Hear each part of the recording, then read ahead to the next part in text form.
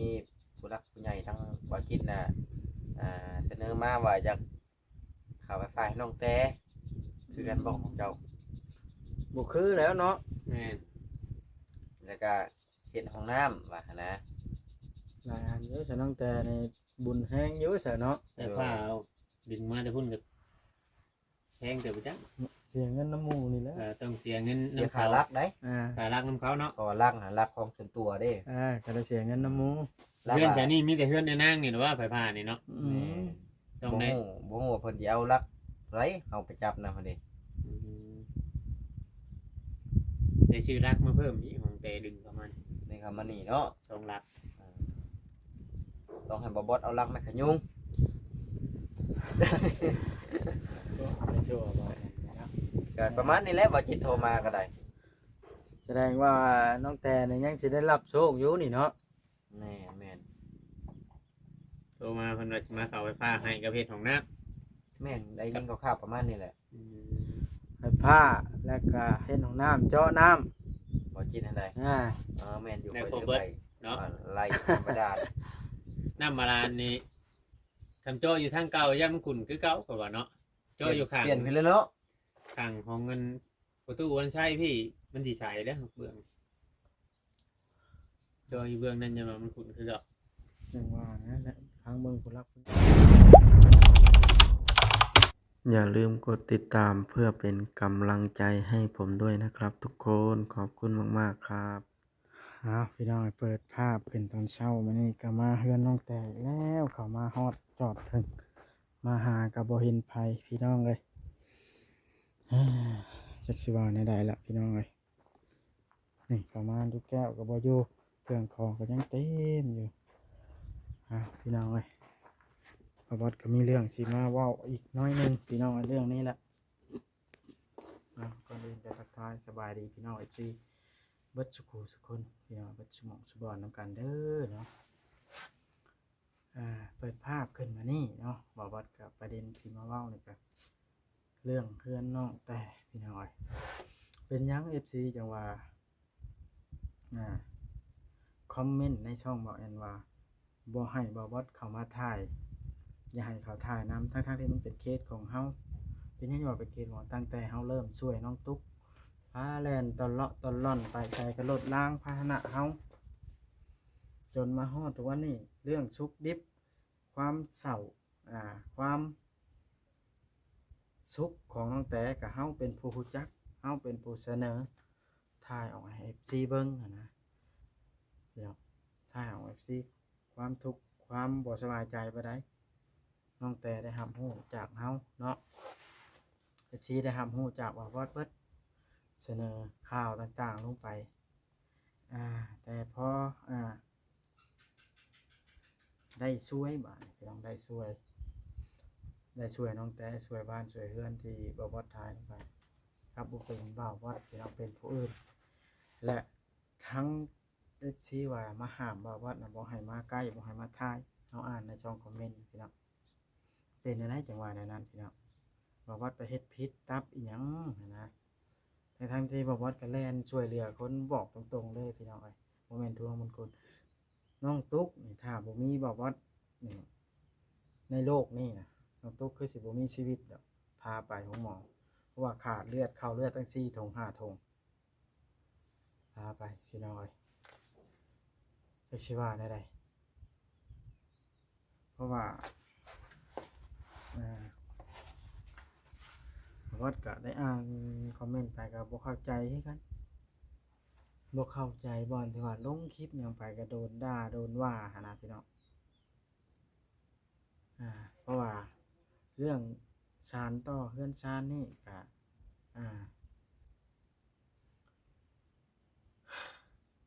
ก็มีข่าวสิมาให้ FC ฟังอยู่เพราะว่าทางบ่คิดเพิ่นได้โทรหาบ่าววัดแล้วเมื่อเช้านี้ว่าเพิ่นน่ะสิมาเฮ็ดห้องน้ำแล้วก็เจาะน้ำเพราะว่าเพิ่นโทรมาเอา Facebook น้องแต่นำบ่าววัดไปเพิ่นสิโทรหาว่าซั่นเนาะและ เพิ่นสิมาดำเนินการเรื่องห้องน้ำเรื่องน้ำเคสนี้คันสมมติว่ามันเป็นเคสของเฮาดำเนินการตั้งแต่เฮือนตั้งขึ้นหลังบักใหญ่กับเบาลีนถึงแล้วสมมติผู้อื่นหรือว่าท่านใดมาสานต่อเนาะก็ยินดีอยู่แต่ว่าสิห้ามเฮาถ่ายเฮ็ดหยังหั้นนะในเมื่อเคสของเฮาอยู่แล้วสานต่อเรื่องหลังคาที่ให้เบาแอนก็มาก็มี FC คอมเมนต์ว่าบ่ต้องให้สองพี่น้องนั้นถ่ายนํเป็นได้จังหวะนั้นนะทั้งที่ได้ก็ได้ย้อนเฮานี้เป็นยังไงว่าได้ย้อนเฮานี้เพราะว่าเฮาถ่ายความทุกข์ความสุขของน้องแต่ลงไปให้ FC เบิ่งถ้าเฮาบ่ถ่ายลงไปคือสิบ่มีผู้เห็นดอกพี่น้อยเพราะว่าเป็นหยังน้องแต่เพิ่นจังมีหยังก็โทรหาบ่วัดเพราะว่าเพิ่นคิดบ่ออกบอกบ่เข้าคิดบ่จักที่เพิ่งคิดเห็นแต่เฮานี้ผู้อื่นนะครับป้าเบิดแล้วจองอื่นแต่เพราะว่ารับผู้ใหญ่เข้าบ้านนี่ครับมองบ่าวบอสนี่กลายเป็นตัวปัญหากลายเป็นผู้ป่วนทั้งที่ทุกเรื่องทุกอย่างนี่มันเป็นเฮาเสนอให้ FC เบิ่งจังได้เห็นนะเฮานี่คือสิบ่เป็นคนดีในสายตา FC ตลอดไปดอกพี่น้อยเพราะว่าคำว่าคำจาเฮานี่อาจสิบ่อ่อนน้อมบ่หวานบ่ม่วนนวลหูเนาะมันก็เฮ็ดให้ FC บ่ฮักบ่แพงแล้วก็ถ้าทางบุคลิกก็โดนด่าประจำนะพี่น้องเนาะทั้งที่เฮาก็บ่ได้เฮ็ดหยังผิดเฮาแลนหาช่วยเหลือคนทุกข์ยากบ่ต่างจากผู้อื่นดอกพี่น้อยเนาะเพราะว่าเงินที่ส่งมาผู้หลักผู้ใหญ่เพิ่นส่งมาให้เฮ็ดจำได้เฮาก็ได้เฮ็ดจังส่งมา50เหรียญเพิ่นให้เฮ็ด50เหรียญเฮาก็ได้เฮ็ดเบิดสมมุติส่งมาล้านกีบ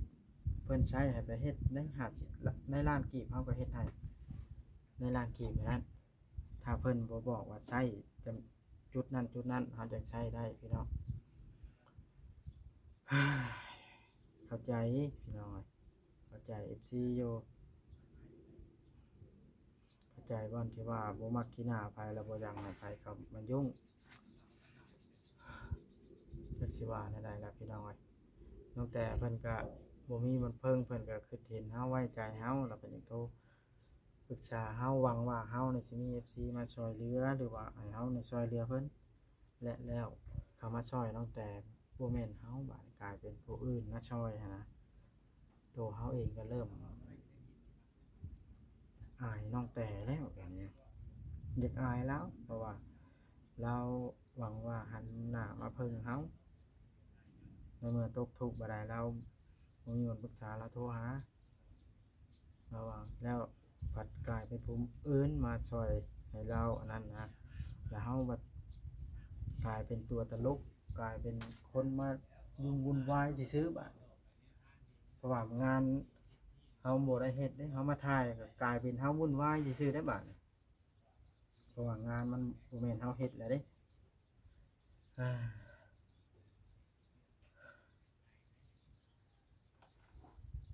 จักสิว่าได้พี่น้อย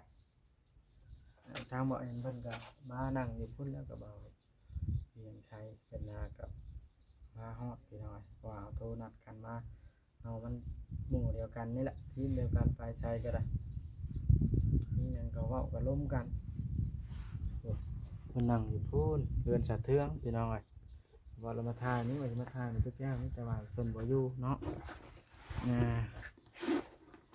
มื้อนี้บ่าววัดก็มีภารกิจอยู่พี่น้อยเนาะหลายคนก็คอมเมนต์ให้ไปหาท่านหมอแล้วก็มีเงินอยู่จำนวนนึงสิไปซื้ออาหารการกินให้ท่านหมอไปซื้อข้าวซื้อน้ำมาเพิ่นพี่น้อยเนาะเขาก็ถึงที่นี่คนชังก็ยังมีคนแพงให้เป็นสะพานบุญอยู่พี่น้องเขาก็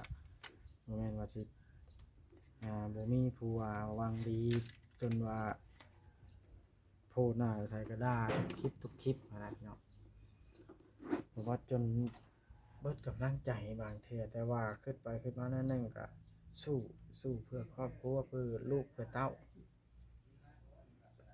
กันเฮาสิย่อท้อต่อคำคนเนาะคำกล่าวไว้ว่าถ้าเฮามีอะไรที่บ่คือหมู่นี่อาจสิโดนกว่าหมู่พี่น้องเอาคิดในแง่นั้นเฮานี่อาจสิบ่คือหมู่ต้องโดนกว่าหมู่โดนด่า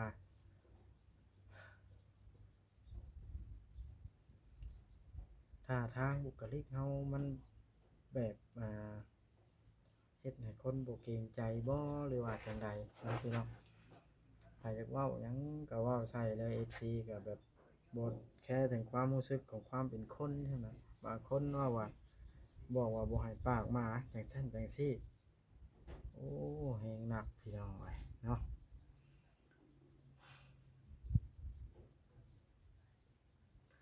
บ่วัดก็เบิดคำสิว่าพี่น้องเอ้ย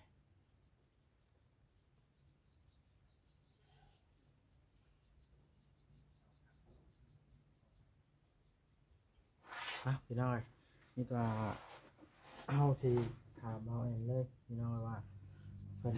วันนี้เพิ่นได้งบมาบ่หรือว่าจังได๋บ่แม่น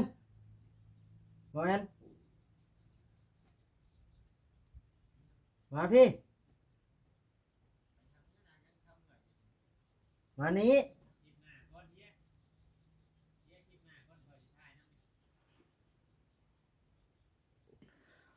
พี่น้องเอ้ยเพิ่นบ่มาต้องย่างไปหาเพิ่นฮ้อนเพิ่นว่านี่พี่น้องเอ้ยนี่ละนี่เทือนก็ได้แล้วขึ้นอยู่ได้แล้วพี่น้องเอ้ย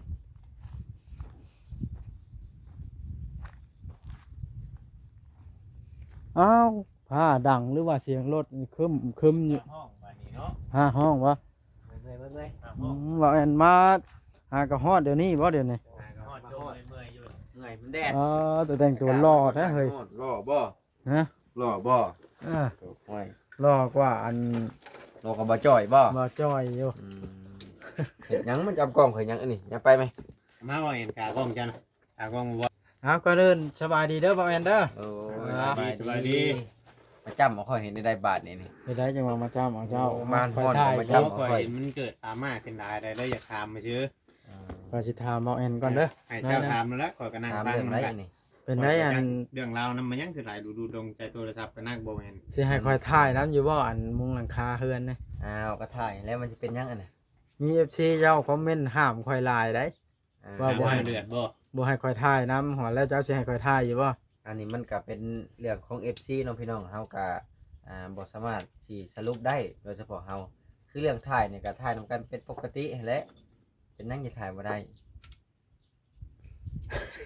บ่วอดเดือดว่าเดี๋ยวนี้ บ่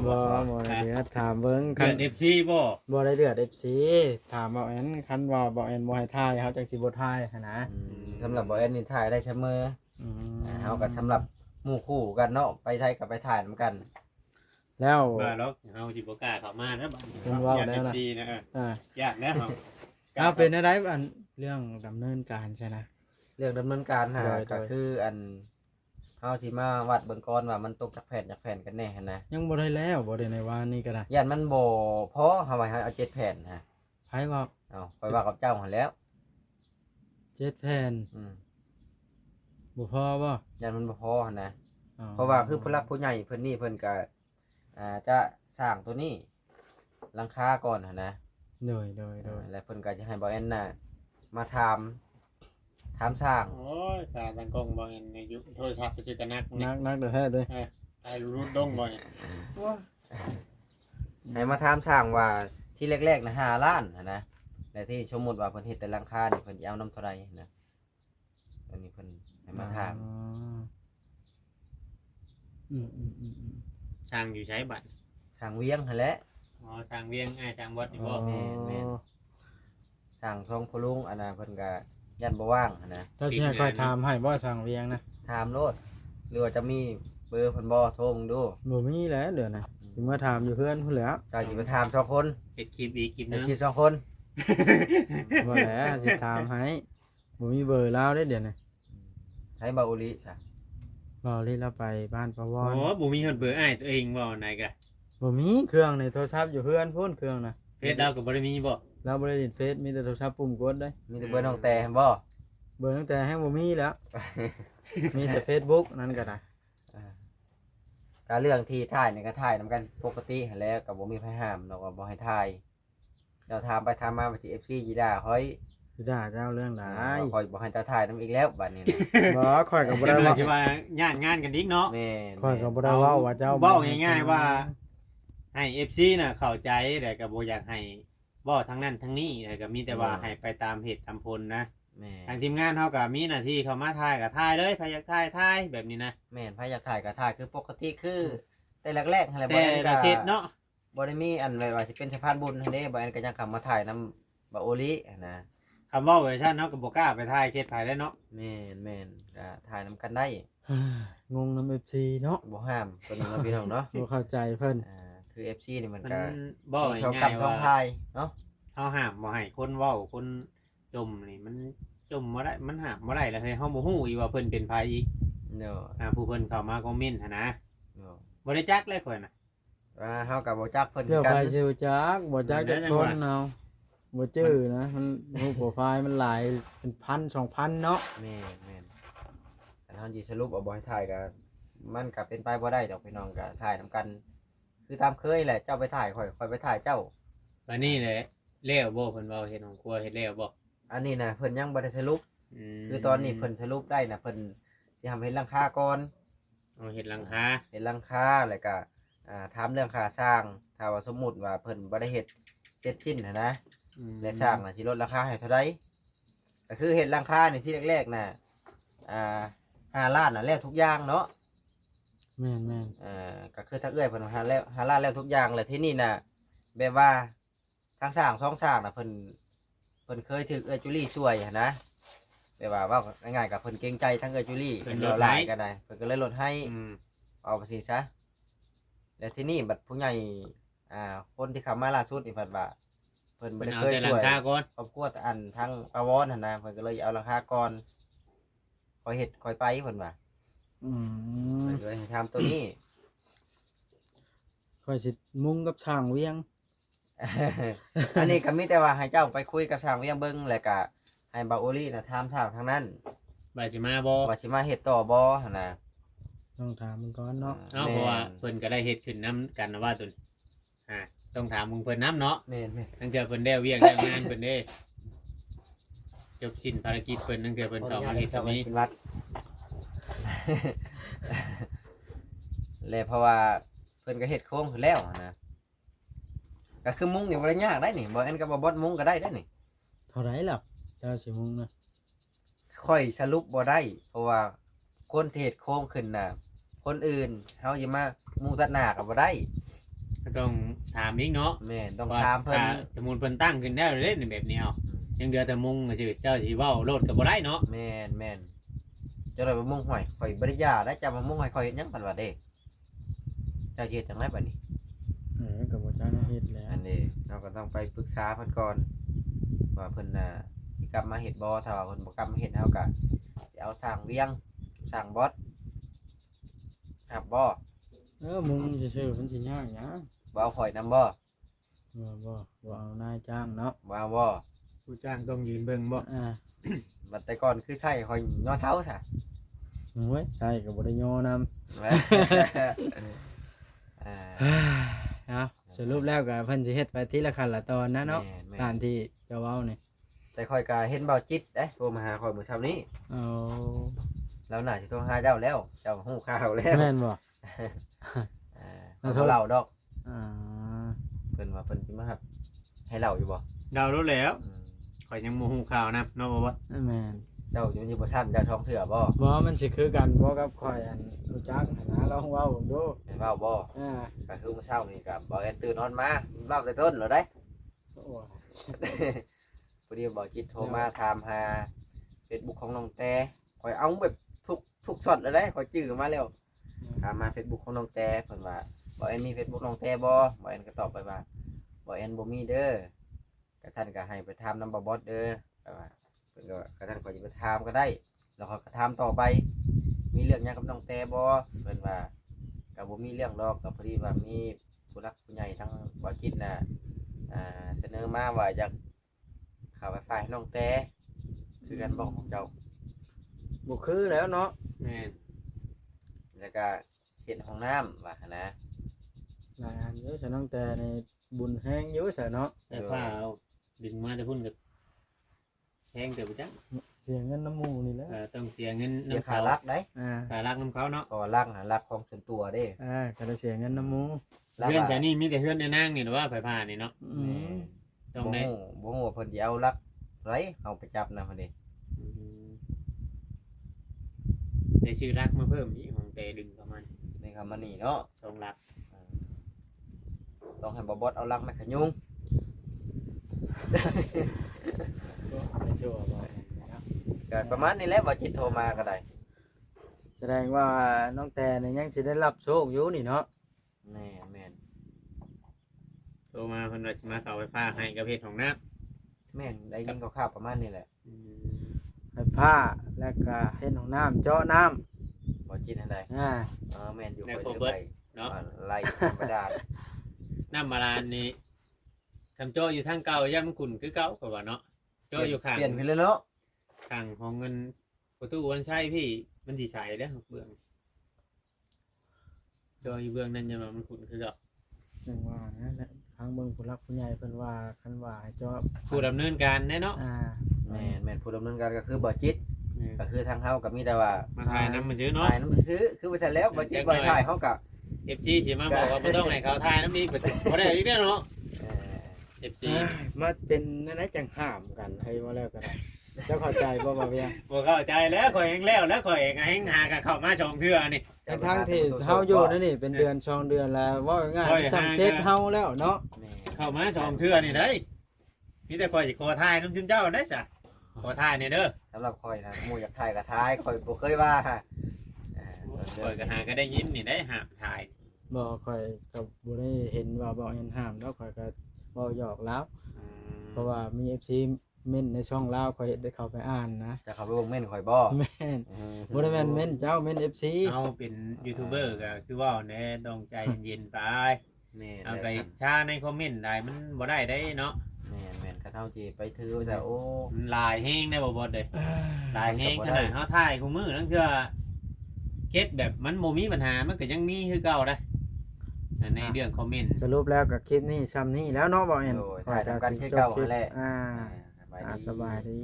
คือทางเจ้านี่ยังบ่ได้นั่นบ่ การขอโทษ คือทางข่อยตอนนี้น่ะสิมาวัดแท้บุญก่อนว่า